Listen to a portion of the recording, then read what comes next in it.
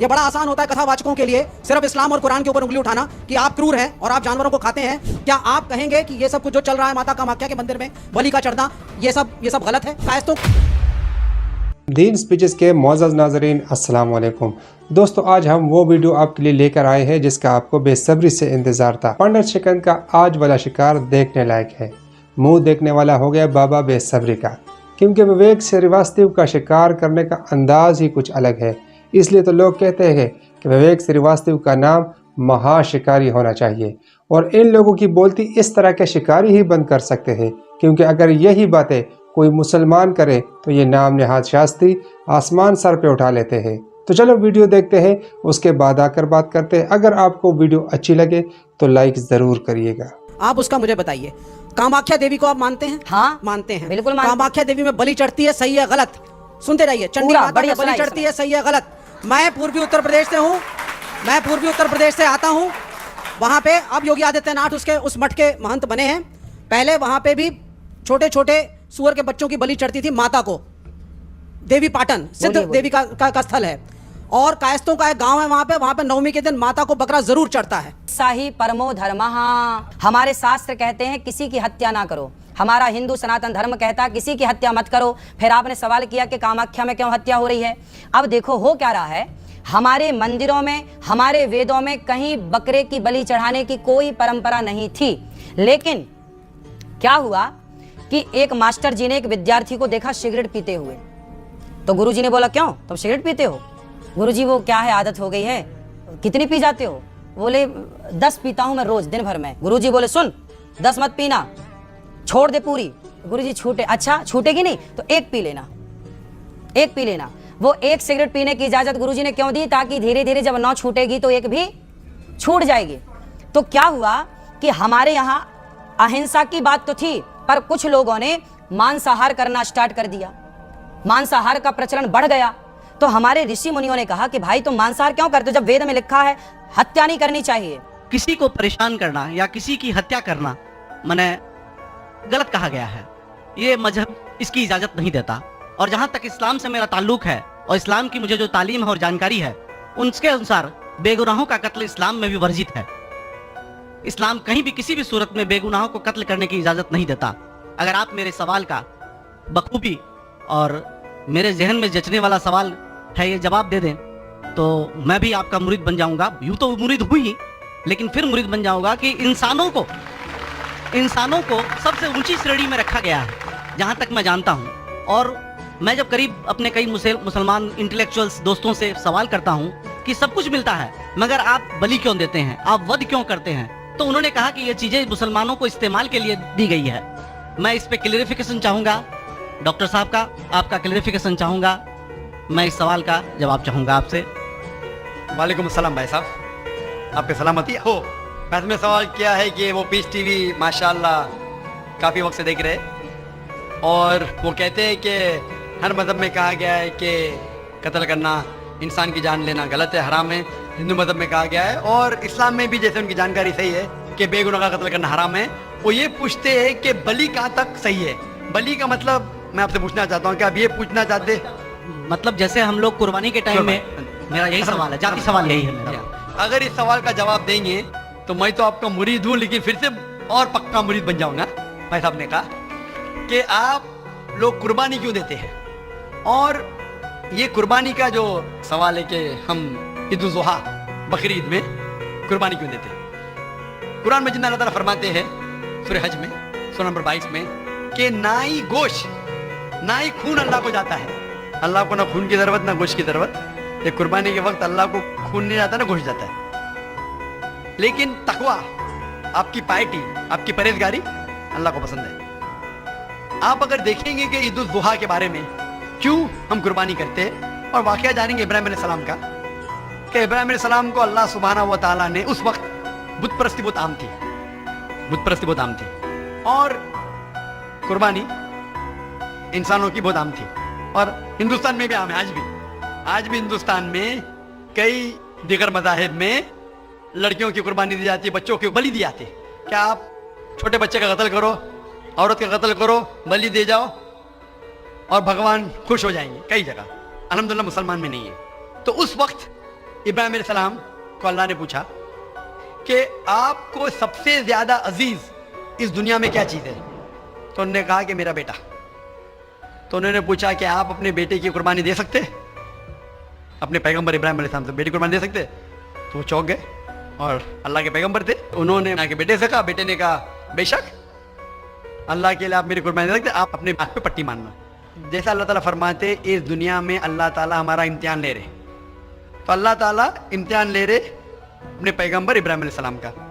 अल्लाह ताला ये भी जानते कि इब्राहिम अलैहिस्सलाम जवाब क्या देंगे, तो इब्राहिम अलैहिस्सलाम अपने आंख पे पट्टी मारते और जिस तरीके से हुक्म आता है अपने बेटे की कुर्बानी देने जाते, उस वक्त ही एक भेड़, गोट या शीप आ जाता है और उस शीप की कुर्बानी हो जाती है। तो उस चीज को याद रखने के लिए आज भी मुसलमान बकरीद के टाइम पे, ईद उल जुहा के वक्त जानवर की कुर्बानी देते, ये याद दिलाने के लिए हमें, क्योंकि ये अल्लाह सुब्हानहू व तआला की तरफ से अपने आखिरी पैगंबर मोहम्मद सल्लल्लाहु अलैहि वसल्लम ने कहा, उसकी बात मानते। लेकिन अगर मैं सोचूं दिमाग से क्यों, तो ये सोच सकता हूं कि ये हमें याद दिलाने के लिए क्या अल्लाह को इंसान की कुर्बानी की जरूरत नहीं, इंसान की जान लेने की जरूरत नहीं। तो जो आज दुनिया भर में आज भी हो रहा है कि बच्चों को कत्ल किया जा रहा है, औरतों का कत्ल किया जा रहा है, बलि पे चढ़ाया जा रहा है, ये बिल्कुल गलत है। और दोनों में आप देखेंगे फर्क। अगर कोई दूसरे मजहब में, हिंदू मजहब लो या दिगर मजहब लो, अगर कोई जानवर की बलि चढ़ाई जाती है तो उधर ही रख दिया जाता है और अक्सर वो फजूल हो जाता है, हो सकता है कभी कोई चुपके से आके खा ले। इस्लाम में जब कुर्बानी दी जाती है ईद उल जुहा के टाइम पे, सबसे पहले जो मैं कह रहा हूं कि मेरी मंतिक ये समझ सकती है कि हमें ये याद दिला रहे कि इंसानों की बलि चढ़ाना हराम है।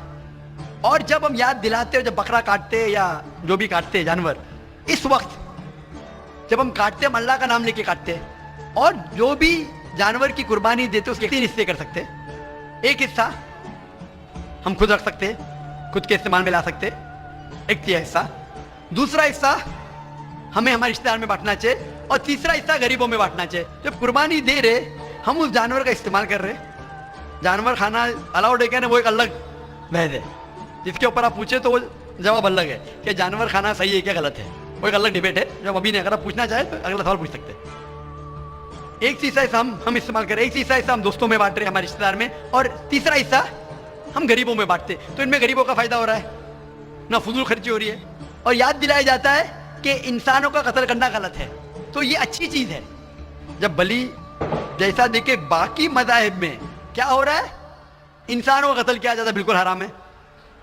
उसके अलावा जब जानवर का भी कत्ल करते हैं वो जानवर फजूल खर्ची में जाता है। इस्लाम में हमें याद दिलाया जाता है, और कुरान मजीद में लिखा है सूरह माइदा सूरह 5 आयत नंबर 1 में, और सूरह नहल सूरह नंबर 16 आयत नंबर 5 में, कि जो जानवर आपके लिए हलाल है वो खा सकते हैं, जो चौपाया है। खाली वो जानवर मत खाओ जो आपके लिए हराम है, जो हलाल है वो खा सकते हैं। तो ये खाने के लिए हमारे खुराक है। तुम कुर्बानी के वक्त ना कुछ जाया कर रहे, ना पैसे की बर्बादी कर रहे। हमें याद दिलाया जाता है क्या ना खुदा को गोश्त जाता है, ना खुदा को खून जाता है, खुदा को तकवा जाता है, हमारा तकवा, हम कितने परहेजगार है। और साथ साथ इसका इस्तेमाल होता है, एक तिहाई हिस्सा मैं खाता हूँ, रिश्तेदारों में बांटता हूँ, और आखिरी तिहाई हिस्सा मैं बांटता हूँ गरीबों में। तो इससे फायदा होता है। तो इसमें क्या गलत है?